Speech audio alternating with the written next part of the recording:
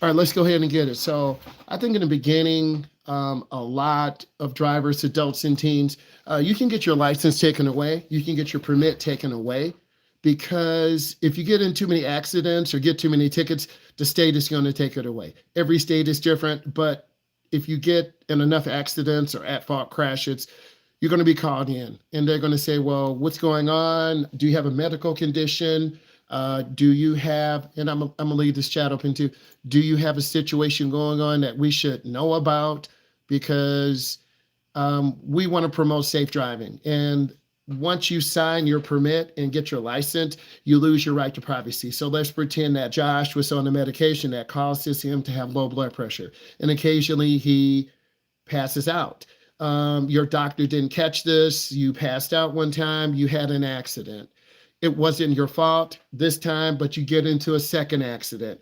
Now, the insurance company is going to investigate more. They might pull your medical records and find out, hey, you have a condition that could make you pass out. So we need to have you go to one of our doctors. And when the insurance company, example, I had to get life insurance for my family.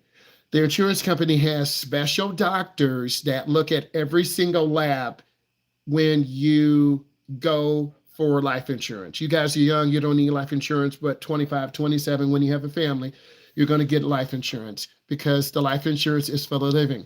Yes, that's fine. Thank you, Jason. So life insurance is for the living. But if you have anything in your system, maybe you're trying to lose 4 or 5 pounds and you take a diuretic. Maybe you're a college wrestler, you got married young in college, and then you have a NCAA meet that could get you a pro contract. You're 5 pounds overweight. You're going to take a diuretic to lose that water weight. But then you go take your you go to the life insurance, the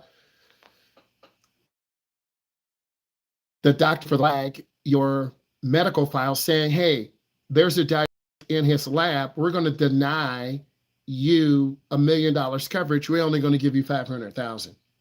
Okay. Or maybe you're at a house where your parent smokes and then maybe you have some secondhand smoke in your lungs. I'm just giving you situations. So the graduated license process, a lot of states have this. It's really important to understand that you got to be driving with your parent. You got to get experience. And if you don't get time with your parent or guardian, you won't get your license until you're 17, 18, 19. Every state is different. Most states have a level 1, 24 hours of class, 6 hours of driving. That's pretty much standard, right? You'll get your level 1 certificate. About 3 or 4 years ago, I would have the green certificates. I would pass it out to you, give it to your parent. You're happy, I'm happy, high five. You go start driving. But today is different. You're going to get it emailed. And it's faster this way, but also there's that accountability piece. This is an online class, so you have to be here. The session's recorded, blah, blah, blah. When you go to Secretary of State, you got to have a valid Social Security number. When you were born, you got a Social Security number. Your parents put it up in a box in the closet. Fast forward 15 years later, 16 years later, they can't find it. That happened to one of my parents. They didn't have a Social Security card. They had to go to the county where their son or daughter was born, to the office, wait in line, and it's a very long process. So you want to make sure your parents have that proper paperwork. Level 1, you got to drive with someone 21 years old or older. Some of you are saying, well, can I just drive with someone 20? The state feels like 21 is a good age for someone to be a coach. Okay, I didn't make this rule up. Someone in the state did. You got to have 30 hours to supervise driving, 2 hours at night. You guys won't be driving with me, but if you work hard, 2 of you might drive tomorrow night, right? And I'm trying to balance my schedule because I know spring break is coming and I can make a lot of money, drive a lot of hours, but I got to find balance, okay?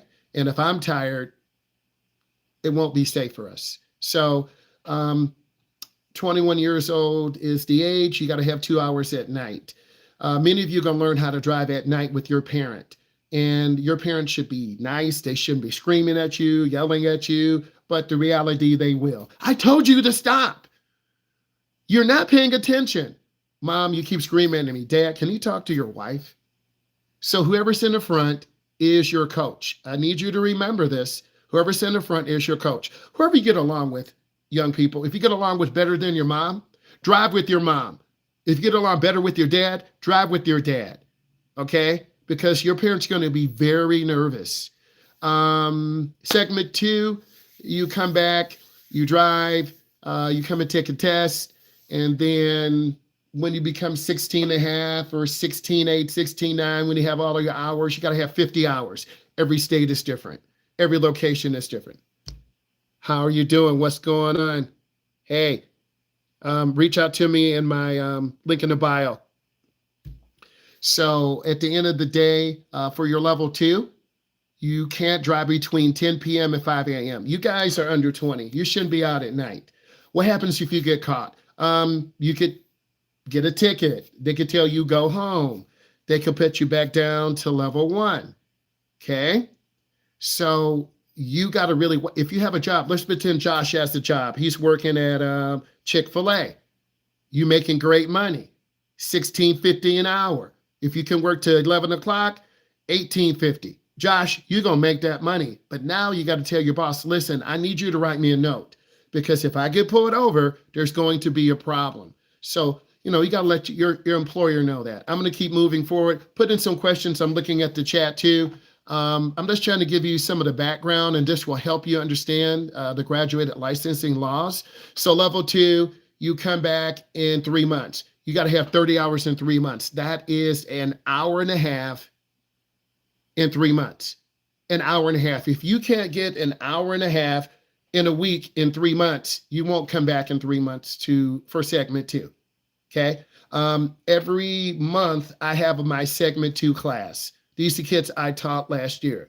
All the kids don't get their 30 hours in 3 months. Maybe you had a problem with mom and dad.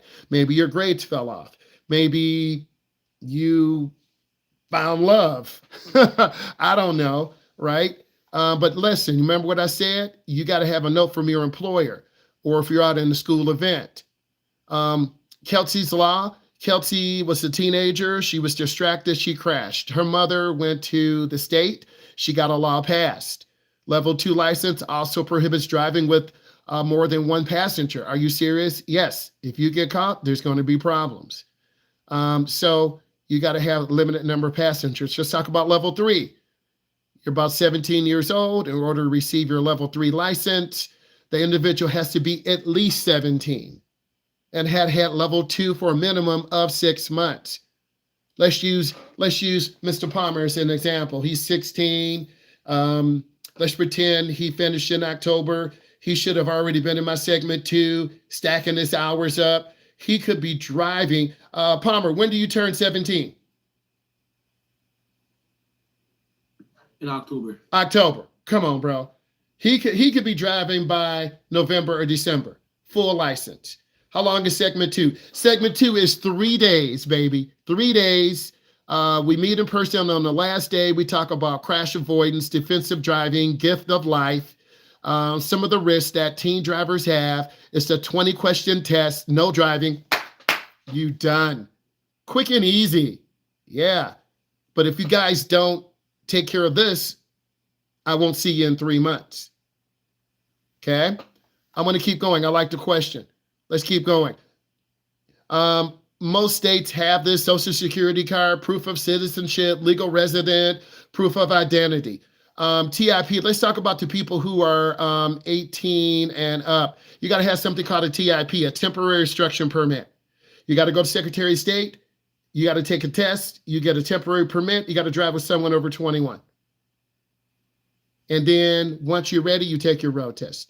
Let's talk about different types of licenses a lot of states have. Chauffeur's license. I have a chauffeur's license. I do have a driver's license. I'm over 16. I passed a written chauffeur's test. So I can drive a vehicle up to, I think, 12,000 or 13,000 pounds, right? Commercial driver's license. Guys and ladies, there's a lot of money to be made in commercial driver's license. I'm telling you, $80,000, $100,000, $120,000. Right? But you got to love driving. Okay. Once you own your own semi truck, because one student I taught, her grandmother drove semi trucks. Her uncle drove semi trucks. Her other uncle owned semi trucks. I'm like, wow. So I sat on the porch when she was done. I talked to her grandmother. They all had their own trucks, but that's a lot of driving. From the metro area to Texas, from Texas to California, you can make 7,000, 8,000, 10,000 minus fuel, probably 3,000 in fuel. You're going to need tires. So you gross 10, you make 7 or you make 6, but you've gone home a lot. And for some of you, you're not built like that. Commercial driver's license must have a driver's license, pass a knowledge test, written test, must be at least be 18. And have been licensed, license suspension free for 36 months. That's 3 years, guys, no tickets. And apply for the appropriate CDL group 1. Like bus drivers have a CDL, I want to say CDL 1, don't hold me to that. A moped license, some of you got to have a moped license. Motorcycle endorsement, a lot of my girls and guys, you want to ride a motorcycle. But you got to have a Michigan, you got to have an endorsement. Have to complete the Michigan rider education class. You got to take the test. You got to be between 16 and 17. A lot of you won't do that because you are a junior, you are a senior. You're not worried about a motorcycle. You're trying to get your football scholarship, your dance scholarship. You're trying to go on to school. Okay. Let's talk about laws that put a question after I'm done with each section. Guys, throw some questions in. Let's go. Those some questions in. Laws that govern the HTS. The HTS is a highway transportation system. We have a national traffic motor vehicle. They regulate cars and trucks, the national highway safety, the uniform traffic. There are a lot of state and national groups that govern safe travels across the state and across the United States. State governs obviously the state. We have local government rules. So it's really important. Let's talk about responsibilities of the road. Ignorance is no excuse. That's all I need to say on that. Ignorance is no excuse. If you don't take the time to read this, if you are not in good physical shape, let's use Josh again. He takes medicine that makes his blood pressure goes really low. Occasionally he blacks out. Let's pretend he gets his CDL. He's going to come back to the state. He's going to make $25K. But before he gets into the state, he has low blood pressure. He passes out and has an at-fault accident.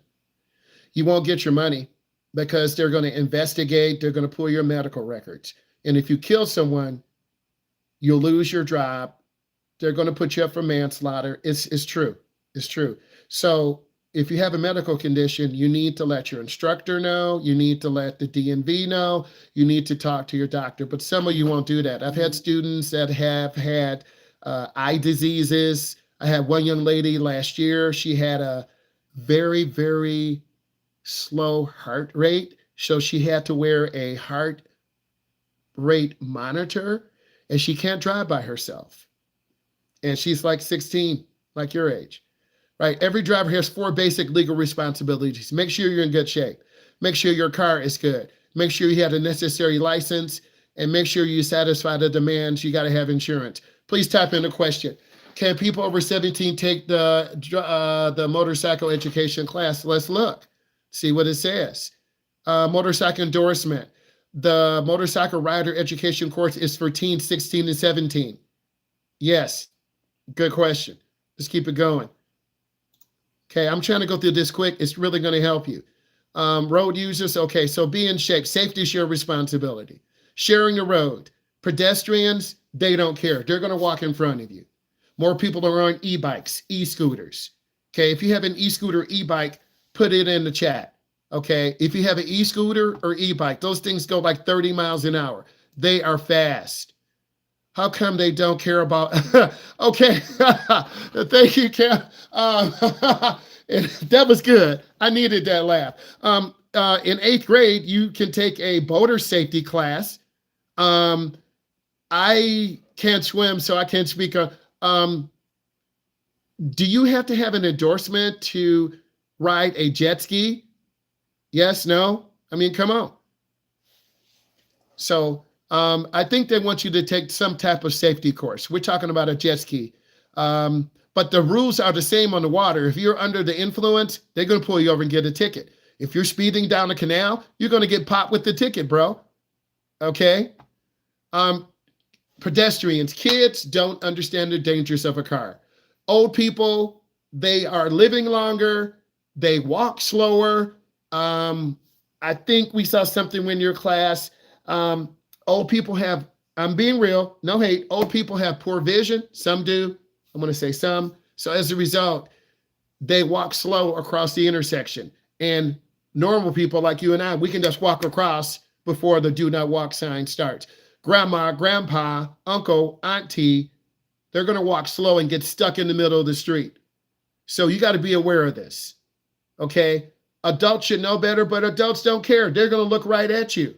We'll look at Wham Bam Tesla Cam tonight. They're going to look at you and dare you to hit them. And if you hit them, it's going to be your fault, unless you have a dash cam. And I recommend you get that.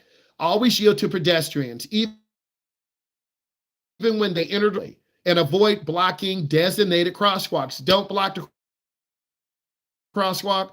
Don't block the crosswalk. Okay, animals, big or small. If you have a pet, put yes in the chat. If you have a pet, in the chat, come on. I have a pet. I have a dog. I have a lab. Her name is Lola. If you hit her, there's a problem, right? We have to look out for our pets. If I go out to the car, she'll follow me, but I tell her, stop.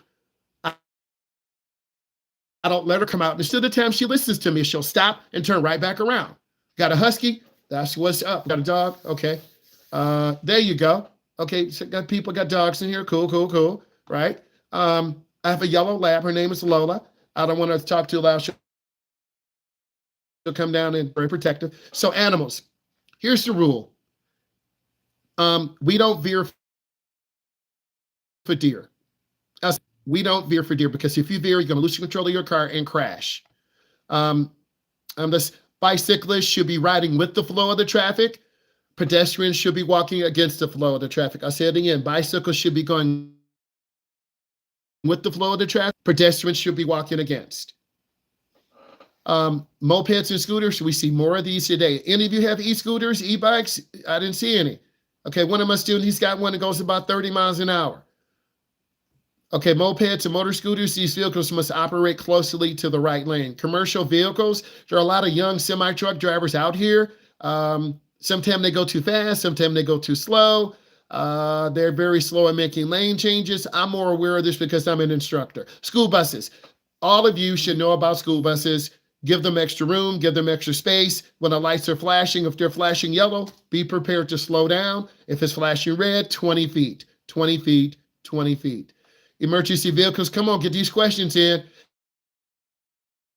Emergency, if possible. If you can't, stay where you are. Work zones, a lot of construction workers are getting killed, getting hurt. If you hit a construction worker, it's a $500 fine, possible imprisonment, 7 to 10 years. The state has done a longitudinal study to identify how much a life is. That's if you're too close to the bus while it's I would say you should never be too close to the bus. That's my response. If there's a flashing yellow, caution. You should never be next to the bus. So that's my answer, because if you're too close to the bus, you're going to hit a kid. And if you're too close and you're 20 feet, now, are you talking the bus beside you? Clarify your question. If you're too close to the bus, are you talking about behind, beside? Type in, give me more clarity. How do you feel about self-driving semi-trucks? I'm not mad, Cameron. It's already here. They're doing studies. But they're going to have a driver in there to take over just in case, because we can't have a 50, 60 years. Now, Cameron, I love technology, man. I want a Tesla. I want the 59 video card, right? Okay, but they're catching on fire right now. So I'm not trying to burn up my computer. I'm going to wait till the summer. If you're too close to the bus, then don't move. Turn on your four ways, right?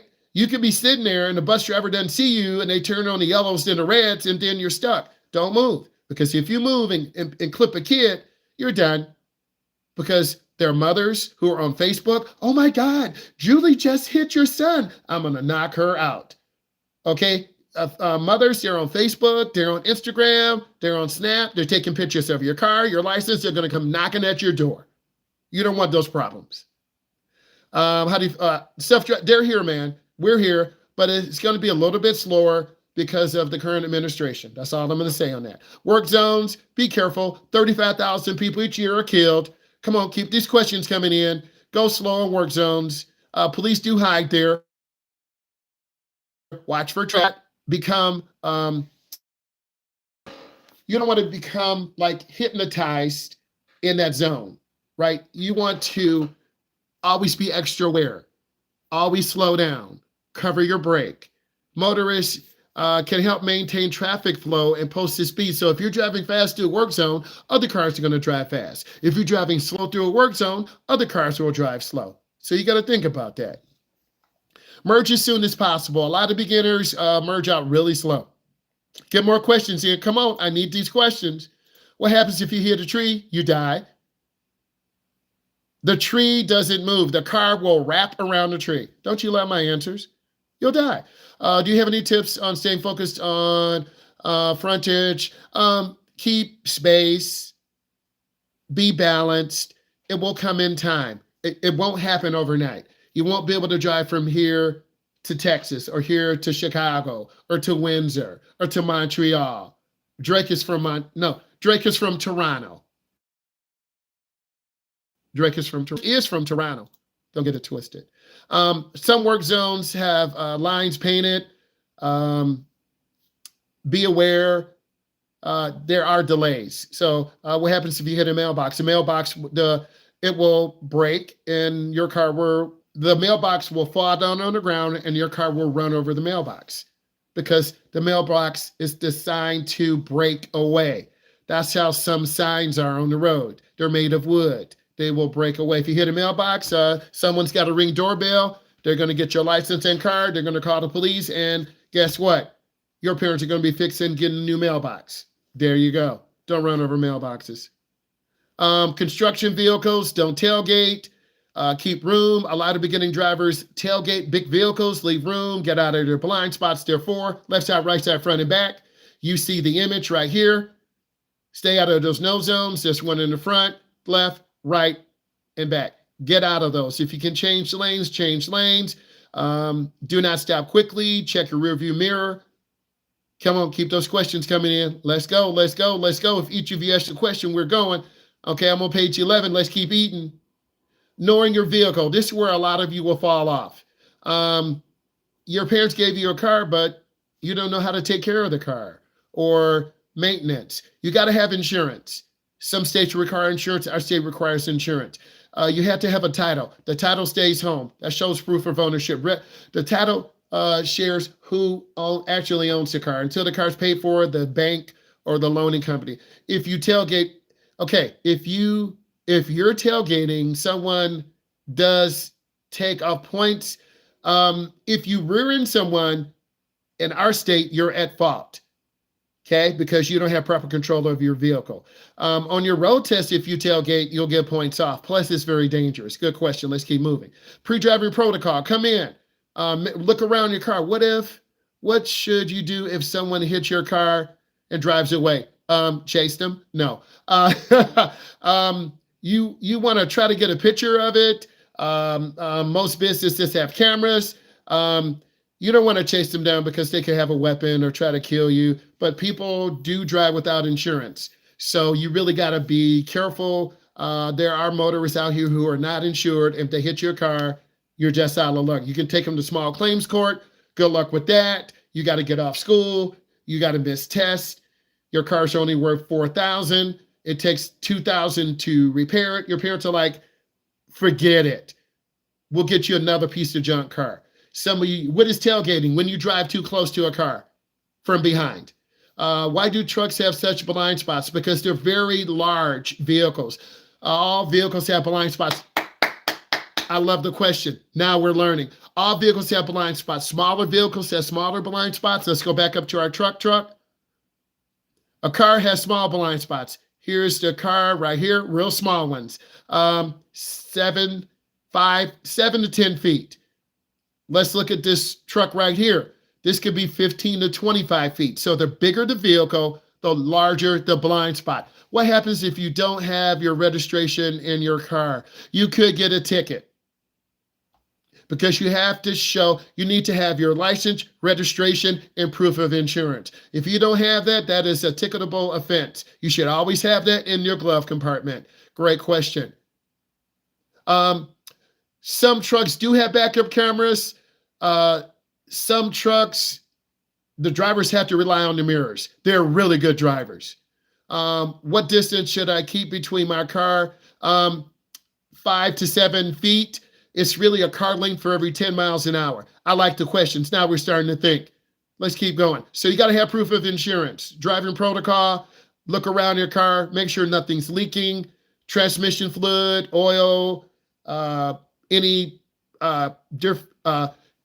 antifreeze can be a yellowish, blue, or red. It is toxic. You don't want your pet to be drinking it. It can kill them. You should get used to looking around your car. If something's leaking on the ground, then something could be wrong with your car. Vandalism. You got to make sure people aren't keying your car, hitting your car, scratching it. You got to look. We live in a violent world. Check your windows, lights, and horns. Make sure they work. If your headlights are tailed, what if you have a picture of your registration?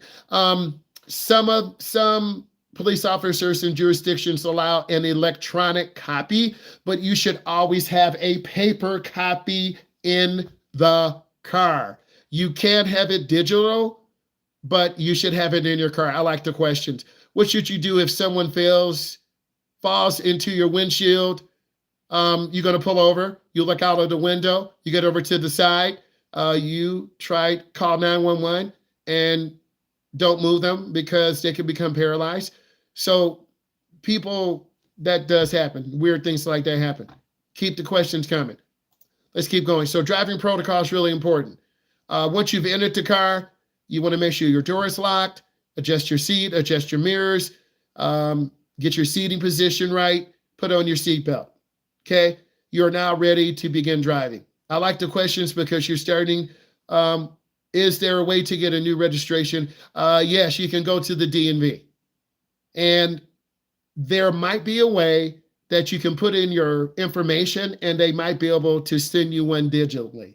That's a good question. We might have to stop at the DMV and ask. That's a very good question. Abigail, you trying to get some more drives. Come on, man. Ask those questions. Let's keep going.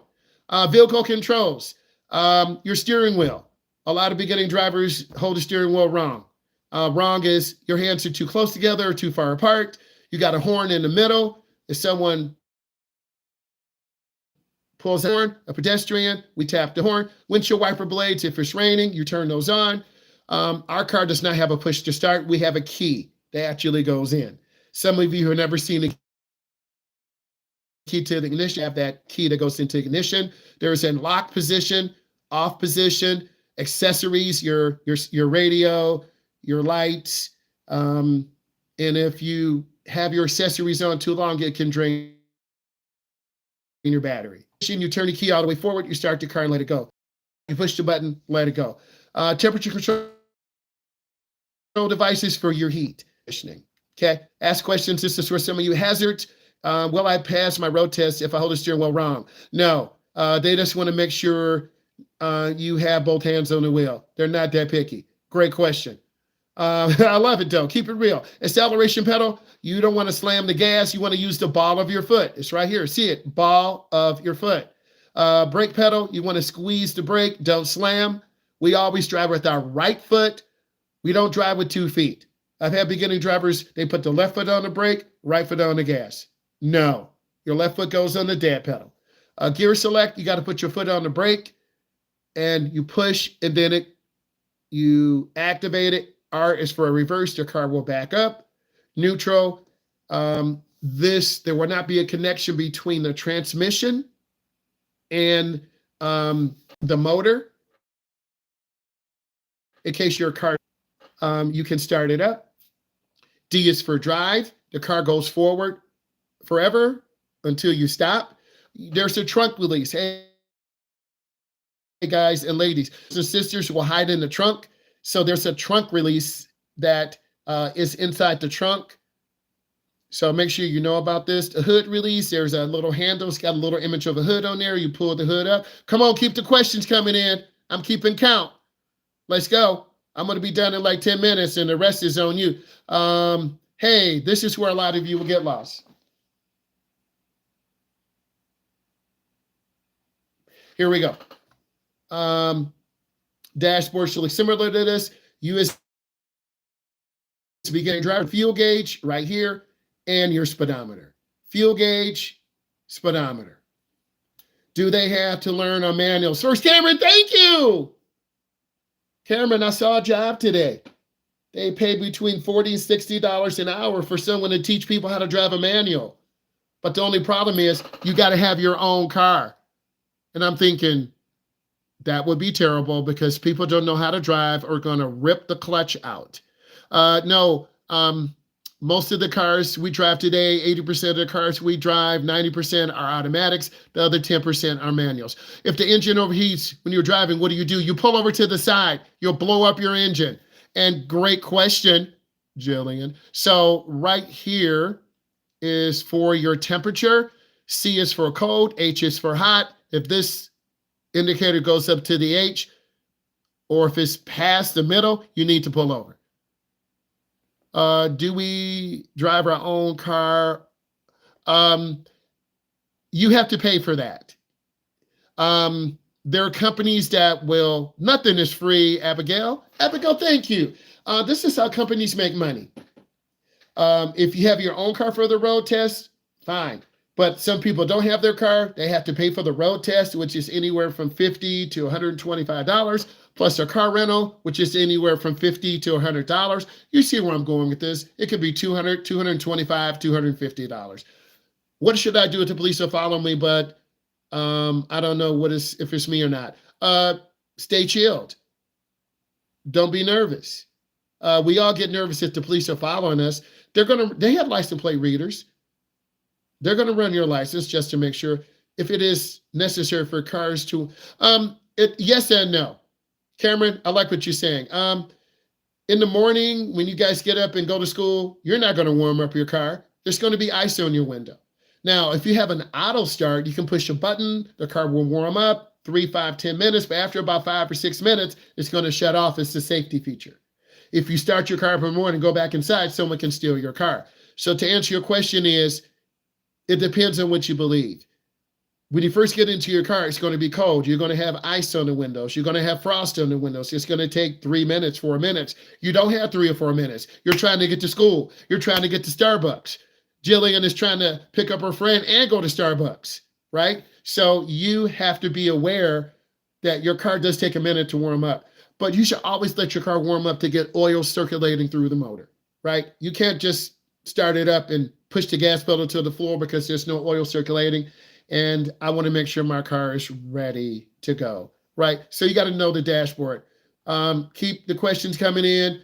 Tachometer, if you're more into an enthusiast, you look at the tachometer, high beam headlights, speedometer. I'm just saying words to you because you don't know what this means. This is where your gear selectors are. Park, reverse, neutral, drive, 3, 2, 1. 3, 2, and 1, maybe you're stuck in mud. You downshift to 3 or 2. Maybe you're stuck in snow, downshift to 3 or 2, right? To get more towing power.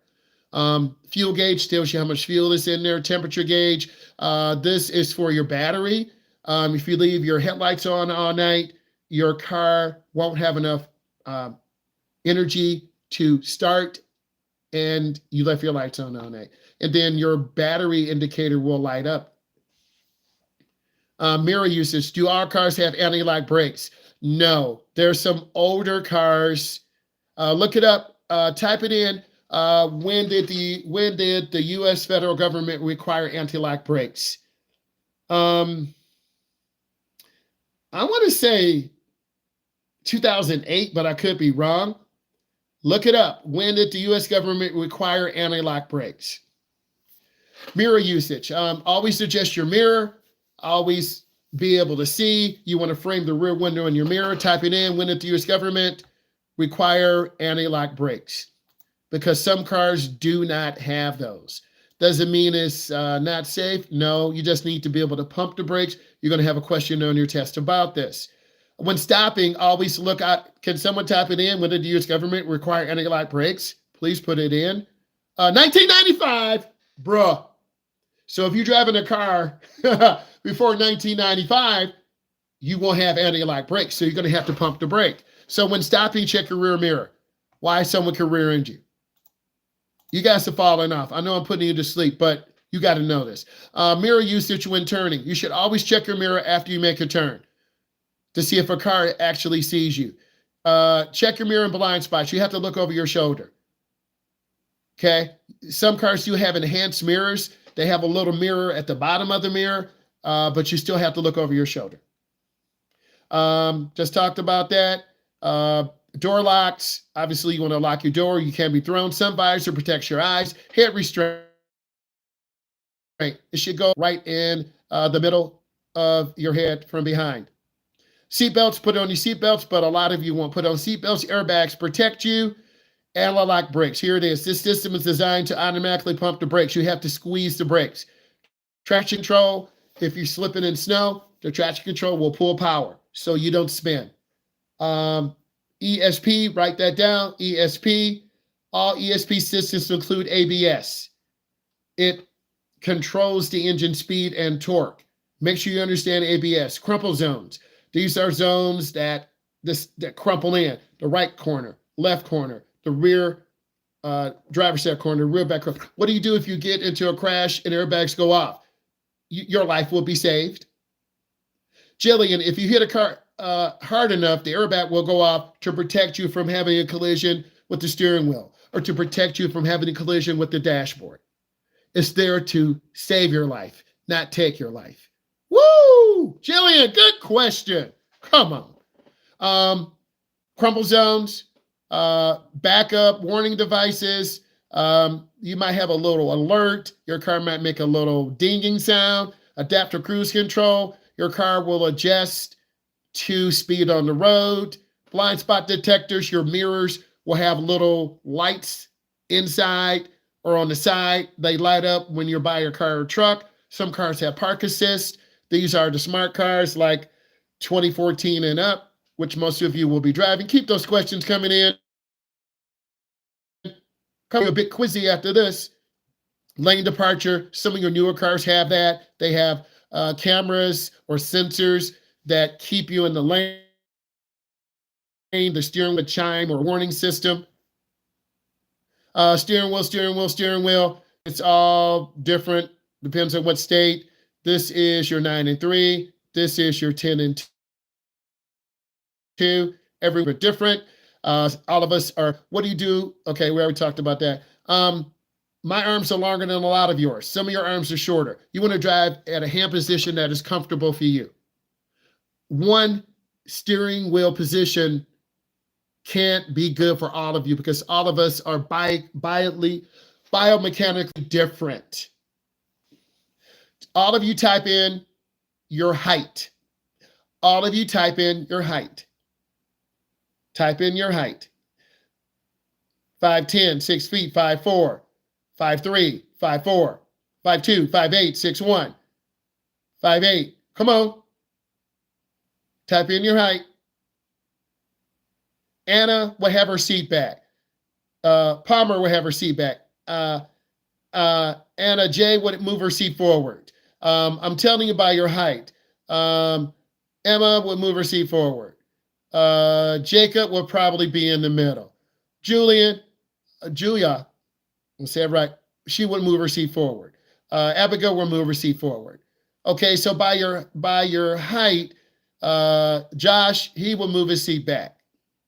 Taller, longer arms. Can you have your hands at 8 and 4? 8 and 4, 7 and 5. At the end of the day, I just want both hands on the wheel. I don't get caught up in hand position. But I find if your hands are too close together, you can't turn the wheel properly. Hand over hand and push-pull, those are the two primary methods. Hand over hand and push-pull. Okay, the first one, okay, Both of these are hand over hand. These are good for right turns. These are good for parallel parking. These are good for backing in the driveway. See, it's right here. See, skid recovery, sharp turns, parking lot. Everyone wants to argue on the internet. Don't do hand over hand. Well, you can't parallel park if you don't turn hand over hand. You could. You can't make a good turn if you don't turn hand over hand. Push pull. This is for like changing lanes, slight turns, right? So once you guys learn this, you're going to be good. Ask some questions about the push pull or hand over hand. Acceleration, use the ball of your foot. Don't hit the gas real hard. Every car is different. Braking, use the ball of your foot. Squeeze the brake. Reversing, you got to look out of your back window. Some cars have backup cameras. You still have to look out of your back window. Parking, this is stall parking. You got to come up, put it into the stall area. If you palm the wheel, you could crash, right? We all get lazy. You go to McDonald's, you bring food back for the family. If you don't hold the food, you're going to spill all the pops. So you're going to turn with one hand. Okay? You could lose control. If I use one hand, you might get a warning if you use one hand. It depends on the road tester. Good question. Parallel parking. You got to know how to parallel park. We'll go over this. We'll talk about it. Here's a little image. You pull up to the car, you reverse, you turn the wheels the other way, we maneuver in. Signs and signals. Most people blow stop signs. They park where they're not supposed to park. I'm just kind of giving you a little summary. You got to know the signs by the shape and color. All these are regulatory signs. One way, stop sign. Okay, if you don't stop, you get a ticket. If you go over 30, you get a ticket. Okay, if you go the wrong way on a one-way street, you're going to die, you're going to hit a car, you get a ticket. Wrong way on the roadway, you're not paying attention, you're going to hit a car head on.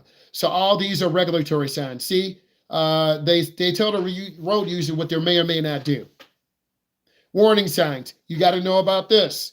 They warn you of a particular hazard or danger.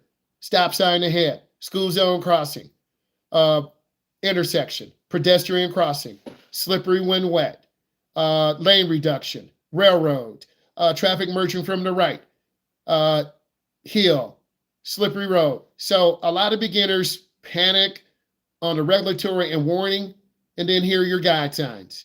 They're blue and white, green and white. The brown and white are recreation. All these are guide signs. Interstate 96, police. Food. These are guide signs. You got to know these signs. You know about traffic lights. A lot of you will run yellow lights. We're trying to teach you not to run yellow lights because if you start feeling comfortable, you're going to end up killing us and you're going to get a ticket. So if you keep good speed control, usually we can stop. If you can't stop in 3 seconds, you proceed with caution, but you still can get a ticket. So I don't play with lights. If you're going to run lights, I'm not going to drive you. Dun, dun, dun. Turning arrows. You'll see this at left turns. Man, this is so good. So this means you can't go. This means the light is about to change. Hey, if you're getting value, drop some likes in. Get some thumbs up. I'm going through the whole thing. I've been on 43 minutes. Give me some more likes. I'm trying to get to 10 likes, 10 thumbs up, please, and thank you. All right, let's keep going. So turning arrows. Most of the time, if it's clear, on a blinking yellow, we'll go. But a lot of you, I will have you wait until the green arrow because you're a beginning driver. You got to know about yellow lines. Broken yellow lines, you can change lanes. Solid double yellow lines, you cannot. I'm going to test you on this in a minute. Intersections are the most dangerous. Okay, all of you type into the chat, what is this sign? Type it in. Come on, type it in. What type of sign is it? I'm going to give you type. Thank you, Caden. It's a regulatory. What sign is number 2? Type of sign. It's a guide. What is number 3? Type it in. What is number 3? What type of sign? What does number 4 mean? Tell me what number 4 means. Emma, it is a regulatory. What type of sign is number 5? This is your little quiz right now. What type of sign is number 5?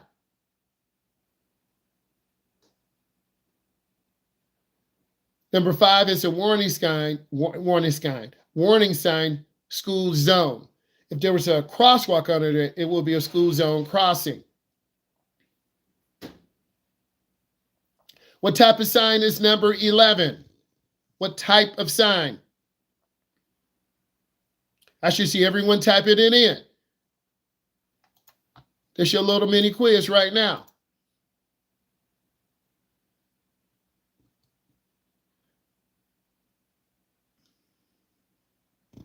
What type of sign is 25? I'm sorry, 24. 24. What type of sign is 24? Type it in. 24 is not a guide. And what does 24 mean? What does it mean? Thank you. Roundabout. It's a warning sign, and it's a roundabout. So you want to reduce your speed, yield to traffic already in there. Type in what you learned. My vocal cords are done. Type in what you learned. Type in a couple things. Please and thank you. The rest of the time, we're going to check. We're going to do some quizzes. We're going to see some videos. Type what you learned.